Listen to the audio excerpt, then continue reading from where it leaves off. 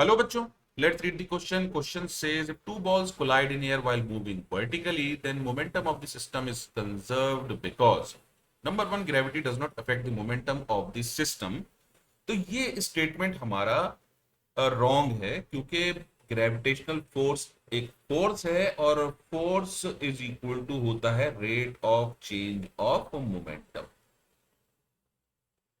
तो ये कहना गलत होगा कि ग्रेविटी मोमेंटम को अफेक्ट नहीं करती, तो this statement is wrong. Force of gravity is very less compare to the impulsive force. तो चूंकि इंपल्सिव फोर्स की डेफिनेशन है a large force acting for very small duration, तो ये फोर्स इतना अधिक होता है कि ये mg से ज्यादा हो जाता है। तो mg से ज्यादा होने की वजह से हम ग्रेविटेशनल फोर्स को इग्नोर कर सकते हैं। सो ग्रेविटेशनल फोर्स अगर इग्नोर करेंगे तो हमारा मोमेंटम कंजर्व्ड रहेगा क्योंकि इंपल्सिव फोर्स इंटरनल फोर्सेस है और ग्रेविटेशनल फोर्स उसके अगेंस्ट इनइफेक्टिव हो जाता है। तो हमारा ये स्टेटमेंट हो जाता है सही।